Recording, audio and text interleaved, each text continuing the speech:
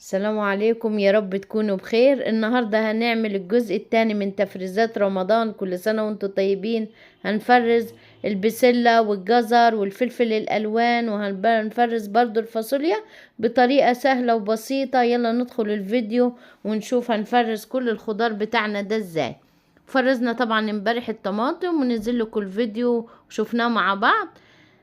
غسلت البسلة وغسلتها البسلة ونقيت كل الأعواد اللي فيها وغسلناها كويس. قبل دايما ما تفصصي البسلة لازم تغسليها، ولو حابة تشطفيها تاني بعد ما تغسليها، بعد ما تفصصيها اغسليها.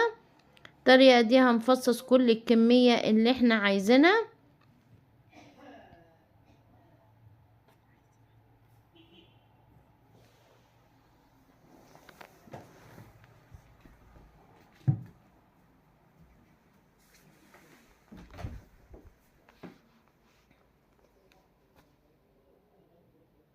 قصص الكمية كلها وهنخزنها بطريقة سهلة. هشيلها زي ما هي.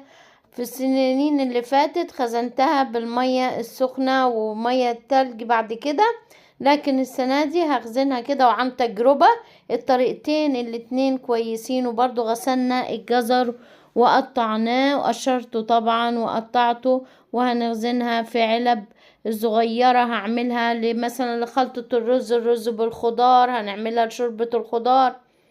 بالطريقة دي هعمل تبع الكمية اللي انت عايزاها، واحط برضو جزء في الاكياس.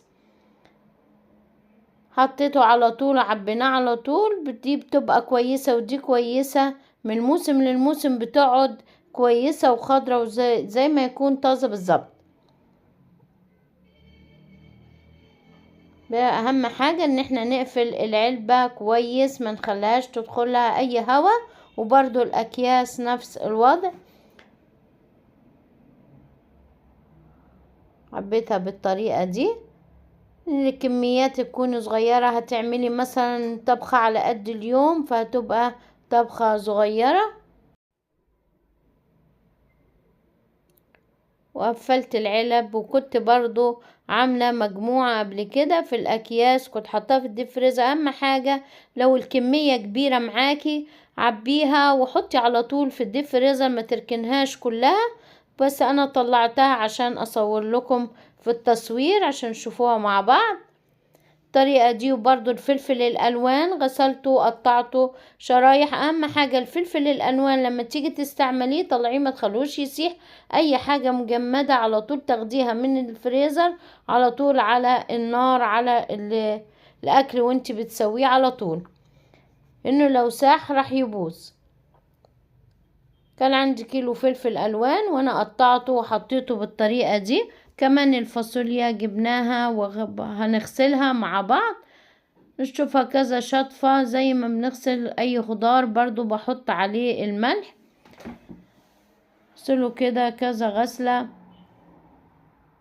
ونشيل اي حاجة، مثلا فاصوليا لونها اصفر، لونها مغمق ولا حاجة، على طول ننقيها اول باول ونشطفها مرة واتنين. وهحط الملح عليها وهسيبها شوية وبعد كده هصفيها.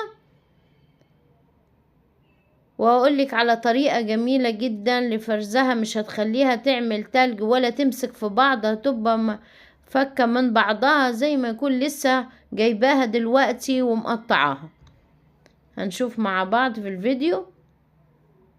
خدتها وصفتها، لازم تتصفى كده من المية كويسة. وهقطعها بالطريقة العادية بتاعتنا. هقطع كل العواد اللي من فوق ومن تحت مرة واحدة، وبعد كده هقطعها مرة واحدة. طريقة سهلة تسهل لك طريقة التقطيع.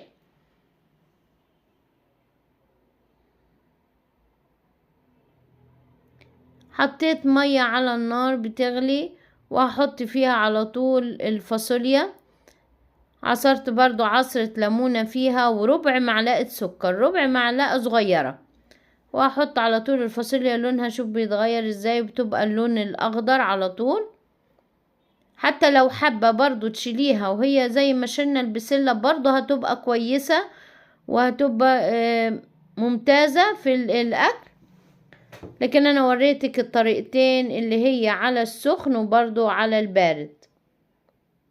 شطفتها بالطريقة دي، وجهزت مية بتلج وهحطها فيها، بس لازم تاخديها وتحطيها على مصفى، على فوق مصفى، عشان ما يعملش البخار فيزود التسوية بتاعتها وتغمق، لان لو غمقت منك خلاص مش هتبقى كويسة.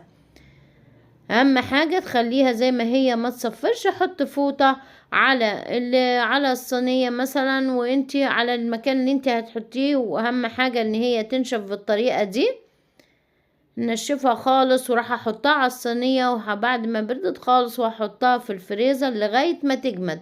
نفكفكها عن بعضها لغاية ما تجمد، وبعد كده هنعبيها في الاكياس. الطريقة دي حلوة جدا، ما تمسكش ببعض مع التلج. واول ما تطلعيها حتى لو حابة تاخدي شوية من الكيس وهتعبيها تاني وتقفلي الكيس، هتفضل زي ما هي حلوة جدا. شوف مفكفكة ازاي عن بعضها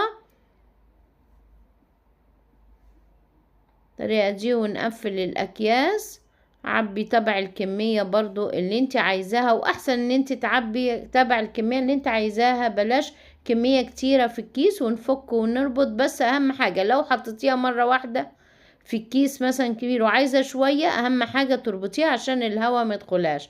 وهنقفلها بالطريقة دي ونفرغ منها الهواء. والنهاردة عملنا الجزء التاني، ويا رب يكون عجبكم الفيديو. ولسه برضو مكملين مع بعض تفريزات رمضان وتسهيلات كتير لينا في رمضان هنعملها. وكل سنة وانتم طيبين. فرزنا الطماطم، فرزنا الفاصوليا والبسلة والجزر والقلقاس، وهنفرز كمان السبانخ. انتظروني في الجزء الثالث. كل سنة وانتم طيبين.